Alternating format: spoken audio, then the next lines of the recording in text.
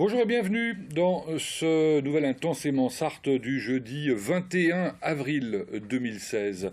Comme d'habitude, un programme très divers vous est proposé pour cette émission. Dans Portes ouvertes, on découvrira l'outil en main. Je crois qu'on avait déjà eu l'occasion d'en parler. Celui dont on va parler aujourd'hui est une vraie originalité en France et surtout une vraie réussite. Comment apprendre aux enfants, aux plus jeunes, à aimer un métier avec passion. C'est peut-être ça un peu la définition de cette action qui est menée notamment par le Rotary. Sarthe un jour, Sarthe toujours. Sarthe un jour pour un événement que vous connaissez, puisque l'année dernière on avait eu l'occasion d'en parler, j'allais dire abondamment. Ça avait fait l'objet justement d'une porte ouverte. C'était la journée mondiale de Parkinson. Elle se déroule à la fin de ce mois d'avril, le 28 pour être précis. Nous recevrons Pierre-Marie Bourdin et Alain Legout pour nous en parler, faire un petit point évidemment sur la maladie, puis surtout sur tout ce qui est organisé pour accompagner les malades et leurs accompagnants d'ailleurs. Et Sarthe toujours, alors je suis heureux, particulièrement heureux de recevoir un nouvel auteur, c'est Tom Graffin, qui a quelques accointances avec la Sarthe et qui vient d'écrire son premier roman, Jukebox Motel, roman passionnant de bout en bout, mais ça on y reviendra. Et puis un personnage lui-même passionnant de bout en bout, vous verrez qu'il a effectivement plus d'une corde à son arc. Et puis enfin intensément sartois, aujourd'hui ça a consacré à un jeune maire, entre guillemets jeune, élu en 2014, encore que lui est plutôt plus jeune que ceux qu'on a reçus jusqu'à présent. Il s'appelle Christophe Pinto, il est maire de Volnay, il est accompagné de deux de ses adjoints et conseillers municipaux, Frédéric Fauque et Peggy Durieux, qui viendront nous parler de Volnay, ce plus joli village probablement de la Sarthe. Enfin, en tout cas, c'est ce qu'il m'a dit. Maintenant, à vous de juger, vous le direz après l'émission, bien évidemment. Mais pour l'instant, c'est parti pour Portes ouvertes à l'outil en main.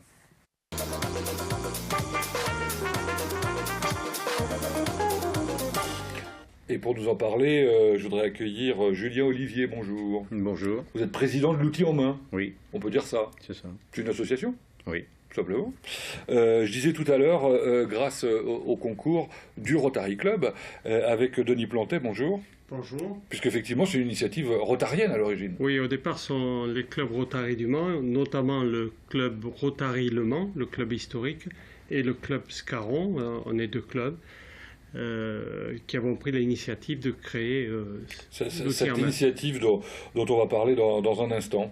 Et puis, je voudrais accueillir Claude Provost, bonjour. Alors vous n'êtes ni du Rotary ni de l'outil en main tout à fait, puisque vous êtes un ancien boulanger-pâtissier, c'est ça ? Ouais, et on est bénévole.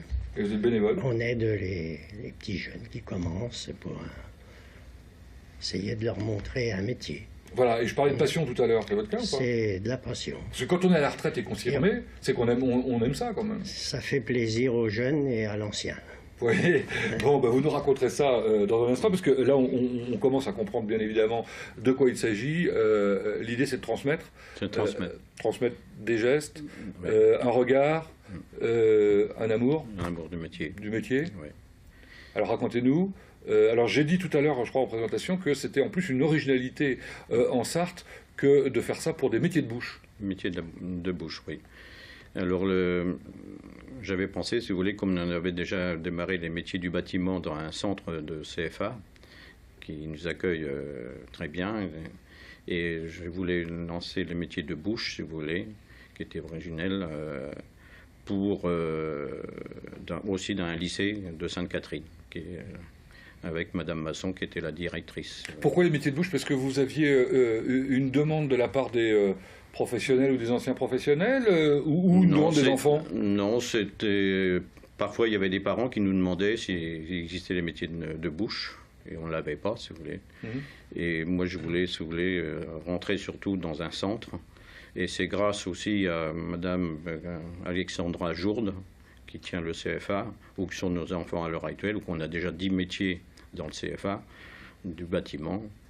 Et elle m'a mis en relation avec Madame Dominique Masson, qui est la directrice du lycée Sainte-Catherine, et ainsi qu'avec Jérôme Lebert, qui est le technicien et Bon. des labos, si vous voulez. Alors grâce à eux, effectivement, vous avez pu mettre ça en place. Alors, je disais tout à l'heure une action rotarienne à l'origine, qui existe depuis combien de temps en France? Parce que c'est un peu partout en France. Hein. Oh, il y a une vingtaine d'années, même plus de 20 ans que l'outil à main existe en France. Le siège est À 3. à Troyes, hein. Mais il y en avait qu'un en Sarthe à l'origine, c'était Château du Loir. Et donc, comme vous le savez, les clubs Rotary, leur action, c'est de faire des actions qui viennent en aide aux gens. Enfin, ce sont des clubs services, Et nous avons décidé de monter ça, et on a créé ce premier club il y a 3 ans. Et le succès a été immédiat. On a démarré avec 4 enfants, et au bout d'une année, le CFA était plein. Là, vous parlez de ce dont on parle là, c'est-à-dire les métiers de bouche. Hein. Non, du CFA du bâtiment. Ah, CFA du bâtiment, et d'accord. donc, comme on ne pouvait plus se développer au sein du CFA du bâtiment, et que Julien voulait créer aussi un outil en main pour les métiers de bouche, eh bien, on a mis le paquet pour aller se développer sur les métiers de bouche en collaboration avec le lycée Sainte-Catherine. Alors, succès pour les enfants. Maintenant, la difficulté, donc on l'a compris, on va en parler avec M. Provost dans un instant, c'est que l'idée de cette initiative, c'est de mettre en relation des anciens, des métiers, avec des tout jeunes. Des jeunes d'ailleurs de 9 à 14 ans. De 9 à 14 ans. Voilà. Plutôt des garçons, plutôt des filles? Non, les deux. Les deux. Bon. Les deux. Et donc il faut trouver aussi les anciens. Et voilà, c'est le plus gros du... C'est plus compliqué que de trouver les enfants, c'est ça? C'est ça, oui. Parce que là j'entends que les parents ont compris l'intérêt. Les enfants eux aussi... Ah oui, très vite? Très vite, oui. Parce qu'il y a quand même petite différence de génération quand même. Oui, mais de toute façon, chez nous, si vous voulez, l'outil en main, le Monsanto, si vous voulez, c'est que nous, on a un genre de métier par enfant. Donc, il est très encadré, l'enfant, si vous voulez, et la personne de métier, il travaille toujours avec l'enfant, si vous voulez. D'accord. Alors vous travaillez avec un seul... c'est un garçon ou une fille avec laquelle vous travaillez? On est 4 donc on se complète un peu et on partage. Il y a des fois garçons, des fois une fille, des fois 2 filles. Oui. D'accord, mais l'idée c'est d'en avoir autant que d'enfants. Donc vous leur apprenez vous leur apprenez quoi en fait, surtout quand ils arrivent, parce qu'au départ c'est de l'initiation, on est bien d'accord. Hein. On fait quelques pâtisseries comme des tartes, des sablés, des chaussons, des croissants, pain chocolat. Et après, ils dégustent. Et ça, évidemment, ça ne doit pas être désagréable. Et les familles aussi. Ah oui, encore plus. Oui. De toute façon, on a vu quelques photos tout à l'heure avec les croissants, là, par exemple. Et c'est quoi les rapports que vous avez avec eux au départ? C'est la découverte, surtout pour les enfants. Oui. C'est de découvrir des choses qu'ils n'ont jamais vues auparavant, puis qui sont enchantés de montrer ça aux familles après. Ah d'accord, ça les valorise en fait. Oui, soit de la cuisine, soit de la pâtisserie. Donc ils apprennent à leur maman ou à leur papa comment faire ceci ou cela, ça c'est fort. Je ne sais pas comment ça se passe à la maison, mais c'est dans cette idée-là. Mais d'une manière générale, ils sont plutôt curieux dès le départ? C'est assez curieux, oui. Ouais. Et au bout de 8 semaines, ils changent, ils vont en cuisine, alors comme ça... c'est pas la monotonie. Parce que en l'occurrence, donc là, vous enseignez quoi? La pâtisserie? La pâtisserie, oui. D'accord. Et quels sont les autres métiers qu'on découvre? Il y a la boucherie, charcuterie pour les métiers de bouche. Hein. C'est assez limité pour le moment pour les métiers de bouche parce que le CFA de Sainte-Catherine a très peu d'espace à nous mettre à disposition. Donc on a limité à 2 ateliers, je crois, 2-3 ateliers, il y a 2-3 métiers, c'est tout pour le moment. Hein. Mais Sainte-Catherine espère plus tard s'agrandir et nous donnera plus d'espace pour mettre d'autres métiers. Et ça se déroule quand? Quelle est la fréquence? C'est tous les mercredis en année scolaire, si vous voulez, et de 16h30 à 18h30. Et les enfants viennent combien de fois ils viennent tous les mercredis, par principe. C'est-à-dire que c'est les mêmes enfants qui viennent tout le temps, toute l'année? C'est-à-dire qu'ils viennent, je ne sais pas, 30 fois dans l'année 33 fois. 30 oui, c'est ça, je ne me trompe pas beaucoup. Alors, en 33, à 33 reprises, ils apprennent des choses, donc à la fin, ils doivent quand même plutôt maîtriser. Ça va au-delà de l'initiation, non? Ben oui, mais comme on vient de démarrer, alors pour l'instant, Ah oui, c'est ça, pour l'instant, il débute. Mais à la fin de la saison... Non, mais il y en a au moins une, surtout, qui se débrouille très bien, oui. D'accord. L'idée, c'est pas obligatoirement d'en faire leur métier à la fin. Si? Non, bon, parfois si, parce que je vois la demoiselle qui parle, la personne de métier, Claude, là, c'est une jeune fille qui va rentrer directement à Sainte-Catherine en formation d'un CRP pour les 3 ans et prolonger sa carrière certainement. Donc pour les enfants qui, le cas échéant, ont des difficultés scolaires, etc., ça peut être aussi l'occasion de découvrir autre chose, de s'évader, de découvrir qu'ils sont capables de faire quelque chose d'intéressant. Mais, à peu près 50% des enfants qui passent à l'outil en main choisissent plus tard un métier qu'ils ont découvert à l'outil en main. Et ça, c'est sur toute la France.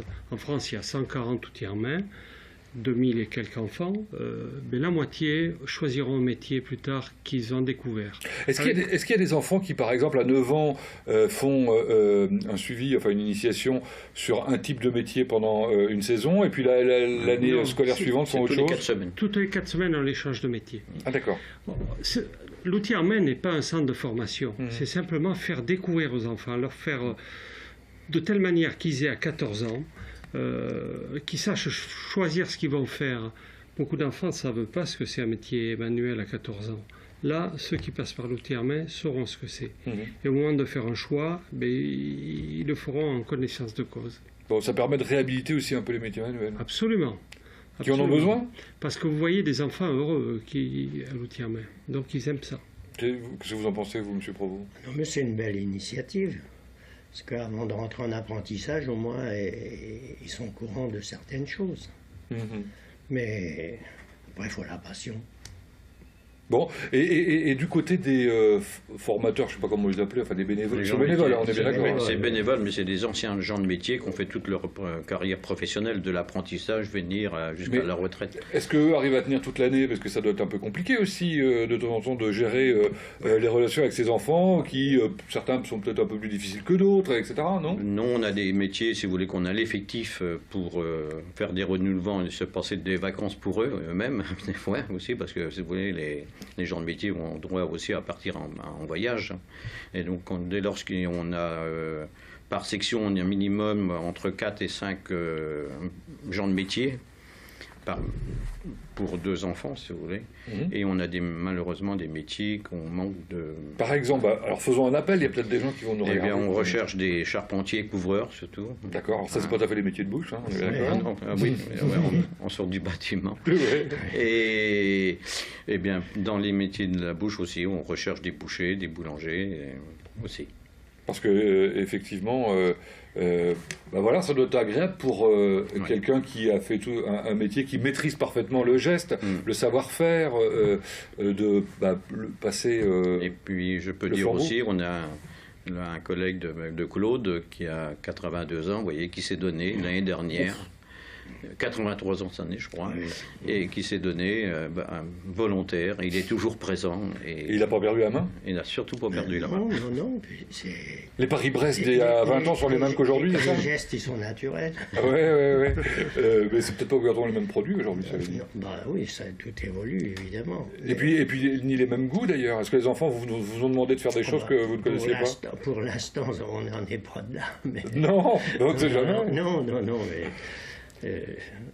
c'est l'avenir qui guidera, mais bon, c'est vrai que on a le droit aussi de temps en temps à partir, alors c'est pour ça qu'il vaut mieux être un peu plus. Voilà. Alors l'objectif c'est quoi, quantitatif par exemple?